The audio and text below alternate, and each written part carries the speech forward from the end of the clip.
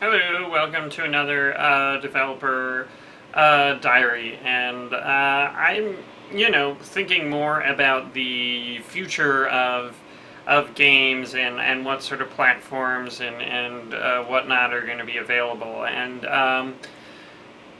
it's kind of a scary thought because if you look at the game industry, it moves so fast and changes so rapidly, and I think several years back I had a guest lecture at Sid Meier's game design boot camp, and I got to talk with Sid Meier, and it's very very smart individual obviously, and really knows what he's doing. And I was expressing worry and saying, oh, there's new platforms and iPads and stuff, and they're sort of changing how we're developing games, how we can market them. And he's like, well,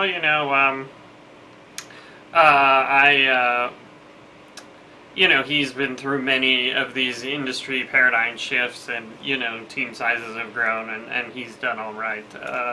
Well, he's done really well, and certainly I'm not comparing myself to Sid Meier, but it's probably the Sid Meiers who can take these industry paradigm shifts, and the rest of us, need to, I don't know,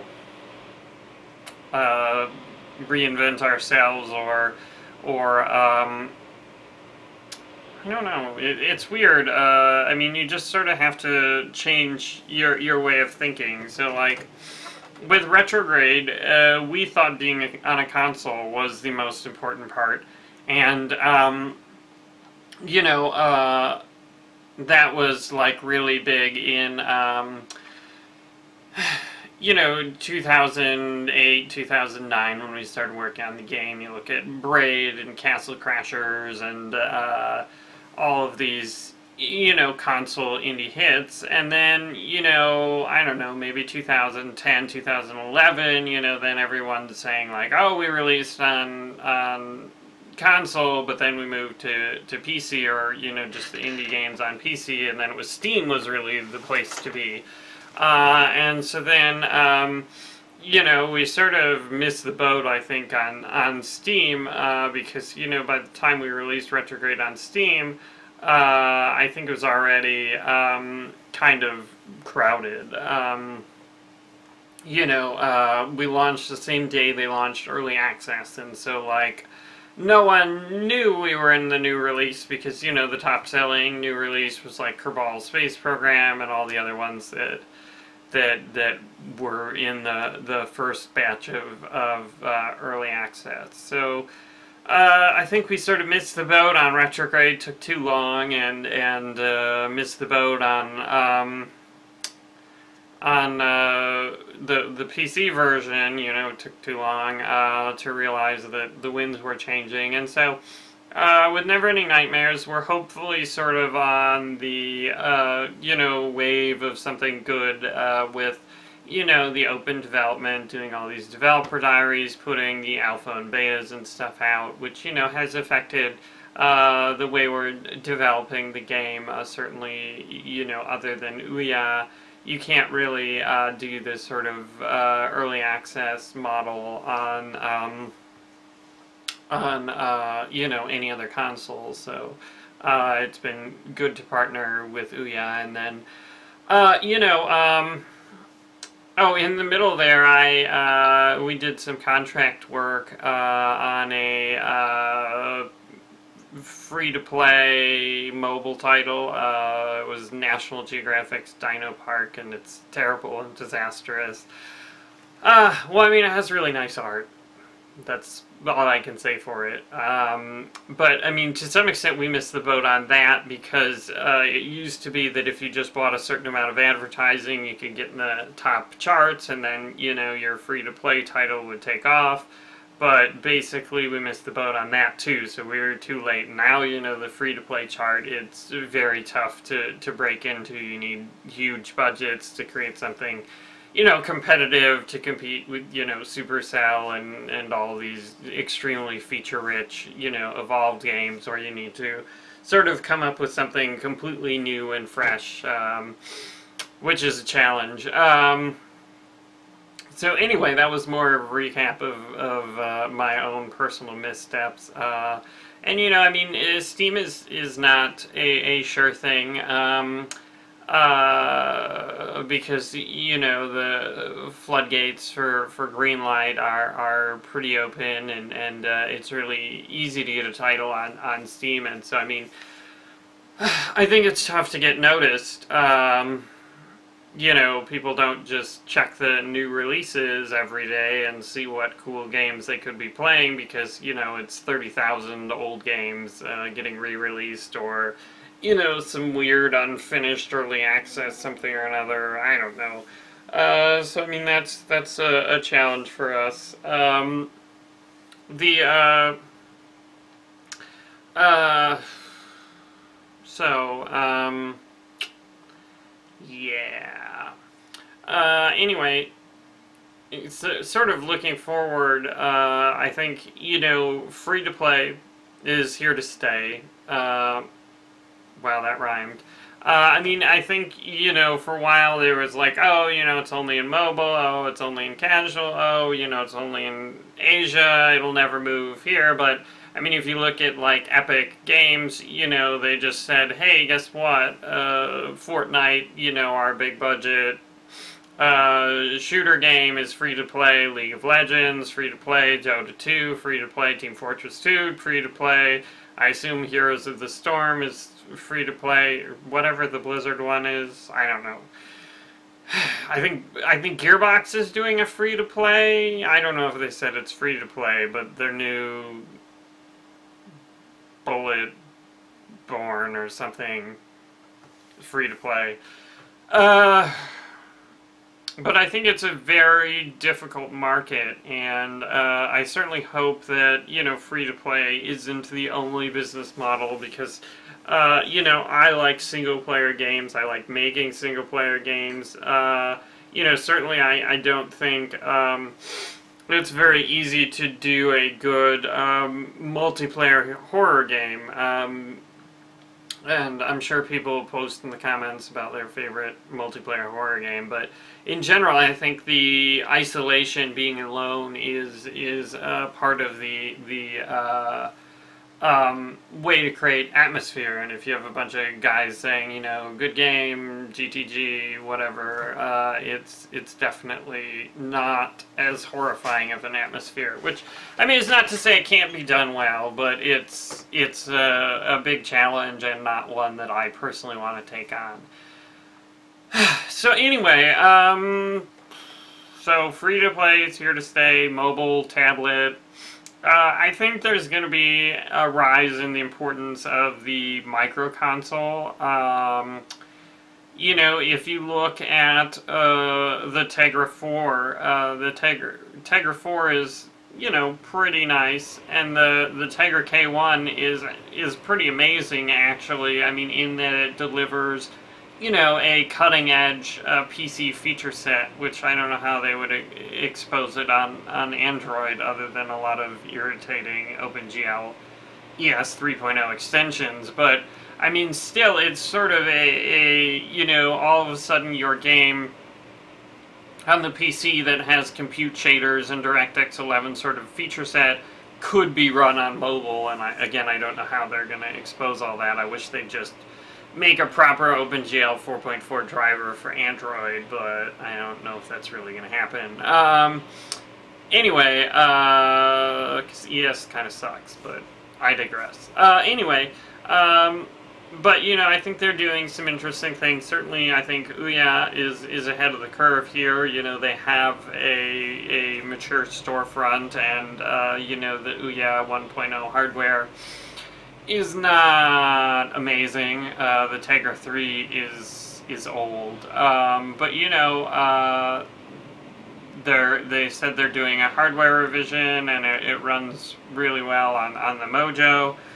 So, I mean, I think there's, interesting things on that front. And then, of course, there's the new Fire TV, which I think is sort of a validation of the work Ouya's been doing. I don't know how well it will how appealing it will be for games, but I mean, the more of them that are sold, the more chance someone will buy a game controller and say, hey, I'm going to check this out.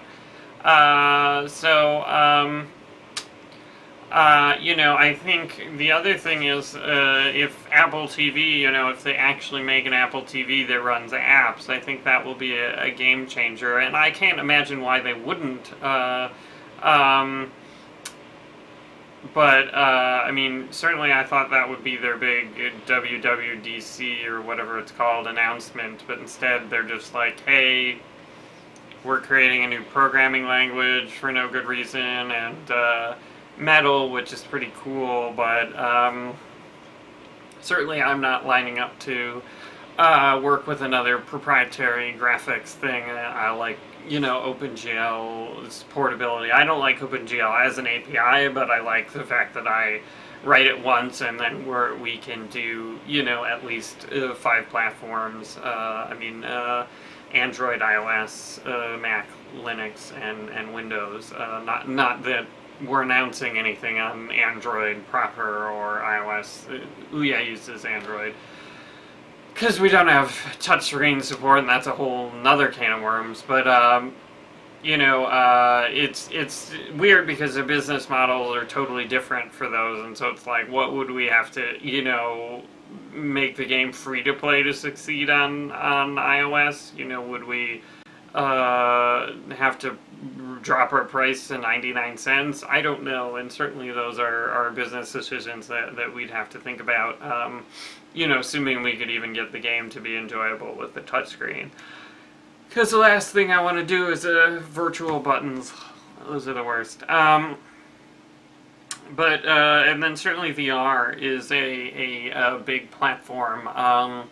And, well, not a big platform yet, but probably will be an interesting platform, and certainly one which is appealing to horror gamers, just because, it gives you that sort of sense of immersion and presence, which I think is really important for setting the atmosphere.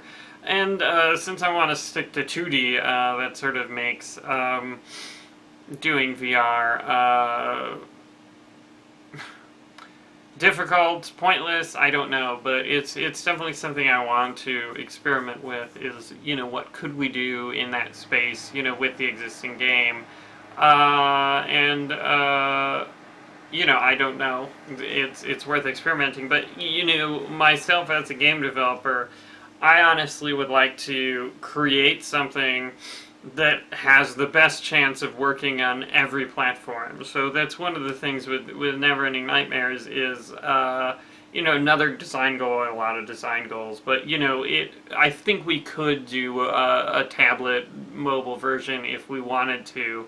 I think we could put something maybe kind of sort of interesting on VR.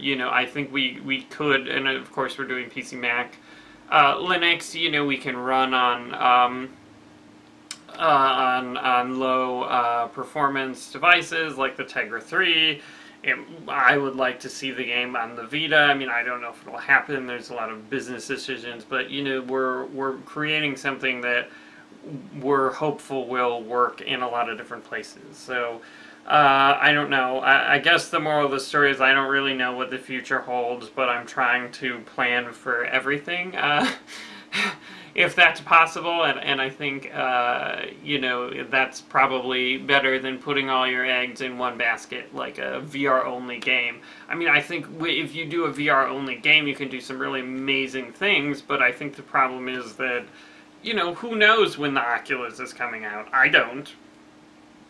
I mean, I thought it was coming out this fall. I don't think it's actually anymore, but like last year I would have said, oh, it's coming out this fall, and I mean, I don't think that it would be a good idea for them to release this fall. I mean, just having used the Crystal Cove whatever prototype DK2, I think it would be a little bit underwhelming, it could be much better if they just, get the resolution of the screen, get a better screen, and, I don't know if the screen technology is going to be at the right price point, like later this year. I don't know.